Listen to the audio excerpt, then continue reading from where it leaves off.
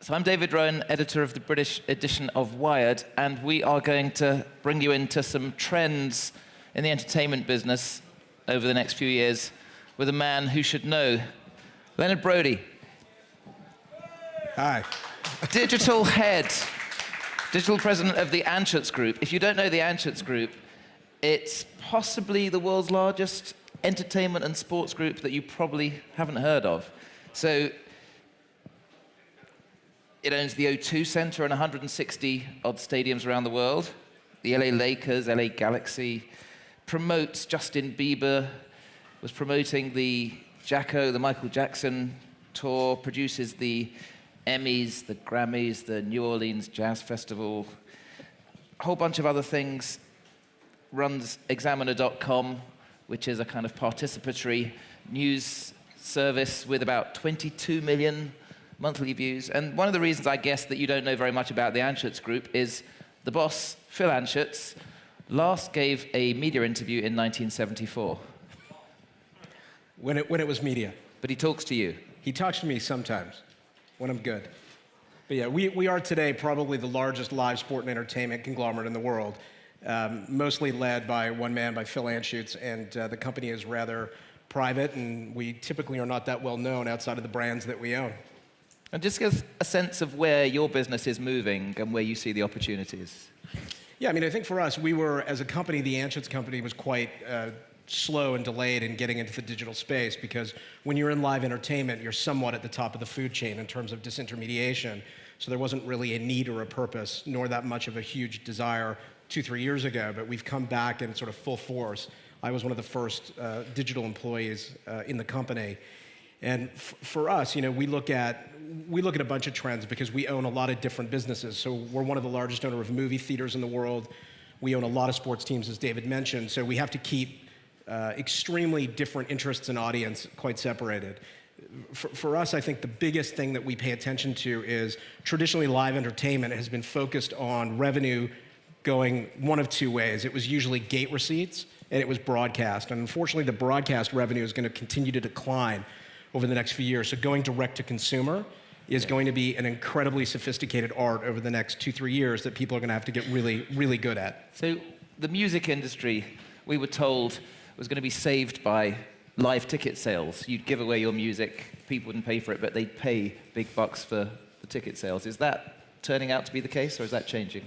I mean, I don't know that it would, I don't know that I'd say it's saving the business, but I mean, live is certainly one of the great experiences that is incredibly difficult to replace. So music will find its way. I mean, music originally back in the day, I started my career at MCA Records when I was quite young, and people were frankly quite arrogant about the digital space then, and quite arrogant about ownership and copyright and networks. And so I think as the industry plays catch-up, it's important for the live industry to play catch-up also, because inevitably everybody gets disintermediated at some point. So we're going to talk in a minute about some of the specific trends that Leonard sees. We're also going to show just a little sting video showing some of the things that Anschutz is doing. Just one bit of Anschutz, AEG, I think has 30,000 employees. Yeah, we're about 30,000. So give us a flavor, roll the video please, of the sorts of things that you're doing.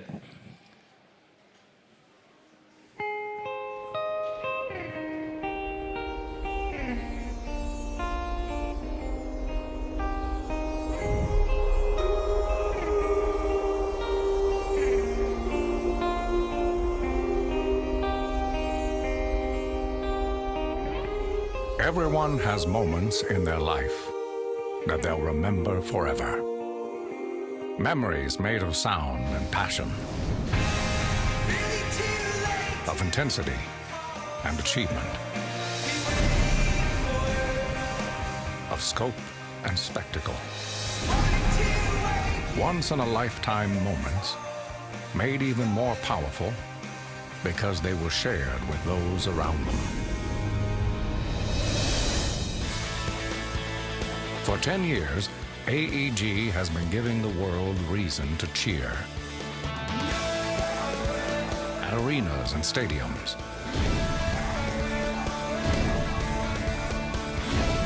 at sports events and exhibitions, concert venues, and music festivals. But that's just the beginning. I love you, Sydney! AEG focuses on projects that revitalize communities, ones that redefine cities, like LA Live and the O2. Our goal is to create something that no one has ever thought of before, to identify opportunity and seize it.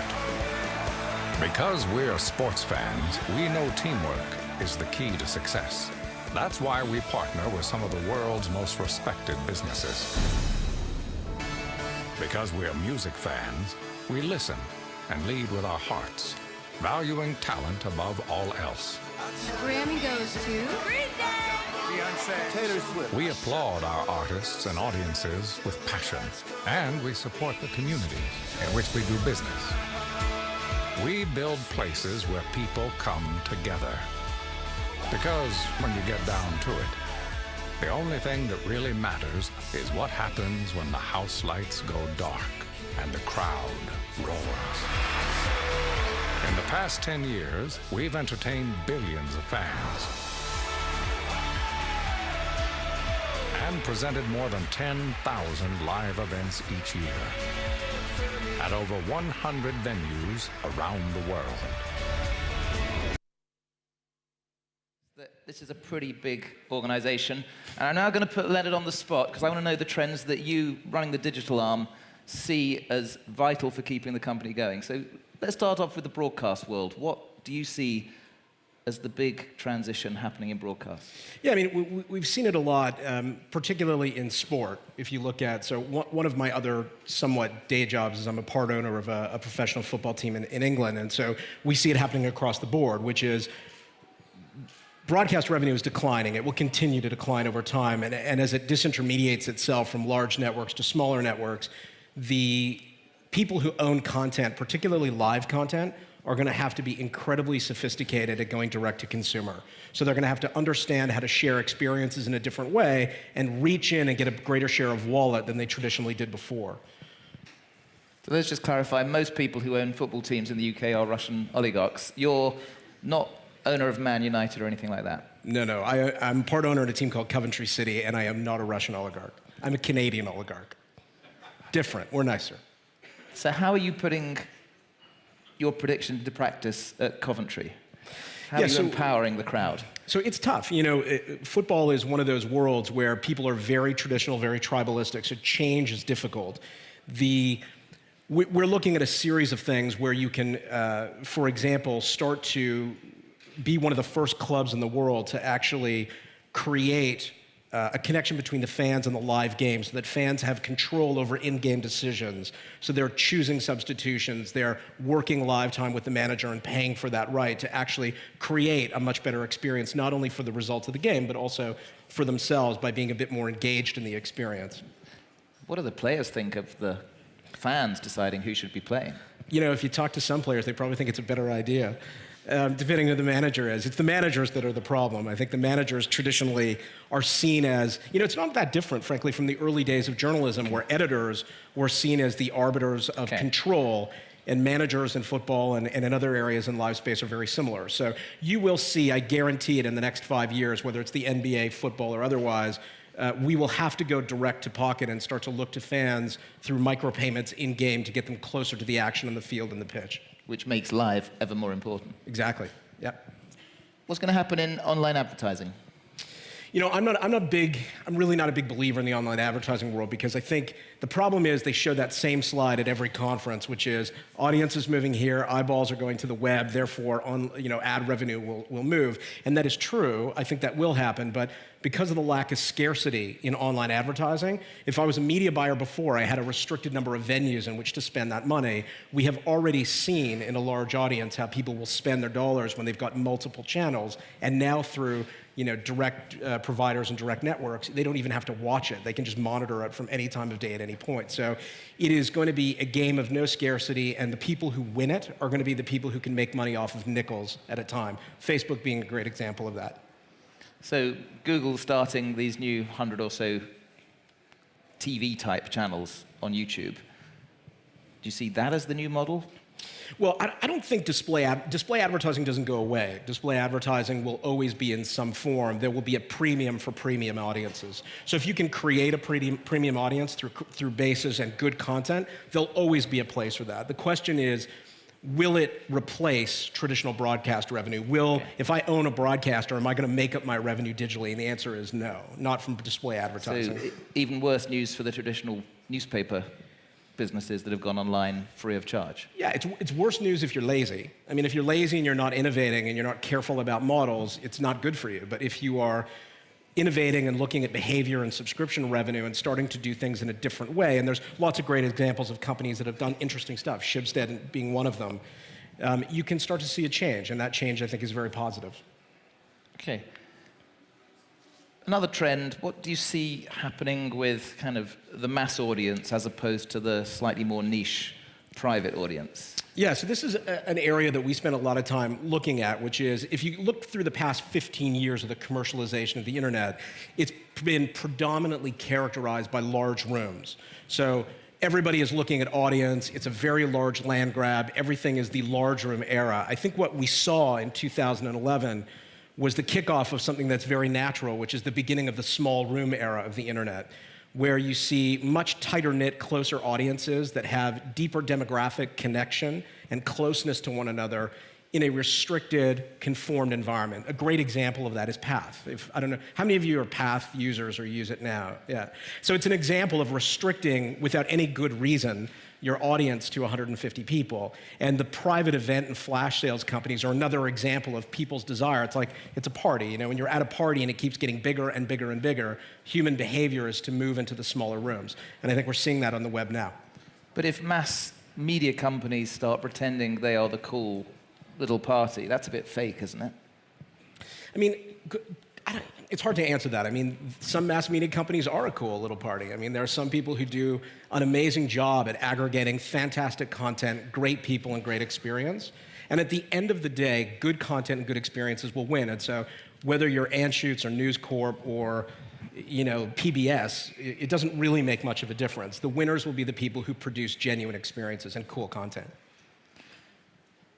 What do you see changing in things that audiences are going to be prepared to pay for? Yeah, I'm a big believer, and I wouldn't say that everybody at our company shares my view, but I think that marketing is going to be a very sophisticated art going forward. I think the days of people being marketed to are going to shift so that you will actually see people paying to be marketed to.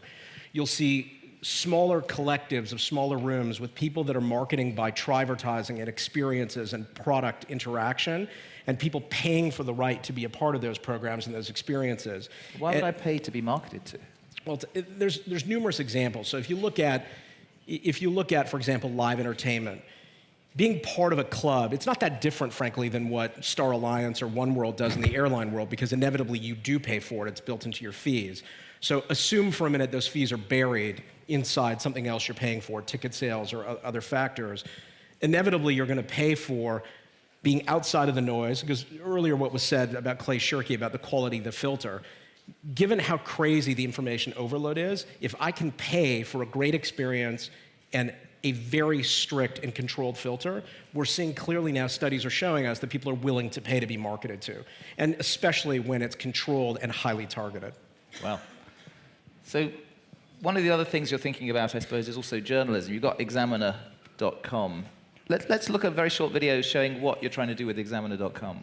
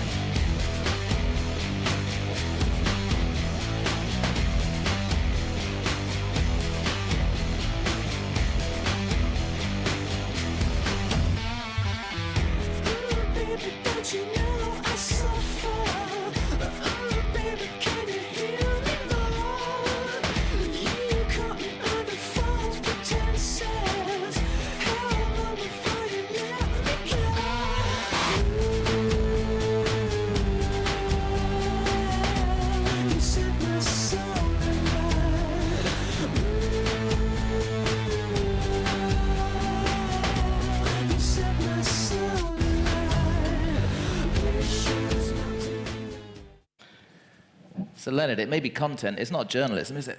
No, I don't think it is. You know, I was, and just to end off on this note, I think I started a company with two other guys called Now Public, and we were really one of the first companies after Oh My News to begin to commercialize citizen journalism. And that phrase was a horrible phrase because it wasn't journalism. You know, simply because I have a pencil and an idea doesn't make me a journalist. So I think what is important is we're moving into a navigation economy, and as more and more information comes up in your queue, editors and journalists of the traditional sort are going to be incredibly important navigators, and these folks are just part of a consumer diet for news and information that the pie just didn't exist before. So the pie has expanded, but traditional journalism is going to become, I think, a hell of a lot more important today than it ever was before. So where's the economic model in this? So we make money several ways, one of which is traditional advertising. The other is we essentially compete in a lot of respects with Reuters and the AP. But do you pay your 90,000 contributors? We do, yeah. They're paid based on a formula, based on the frequency of which they contribute, quality, and frequency of visits to the content. So yeah, we're getting the big boot, by the way. So you heard it here first. If he's wrong, just go to any of his 162 stadiums and say, Leonard, Protest. we want our money back. Thank you very much, Leonard Brody. Thank you very much.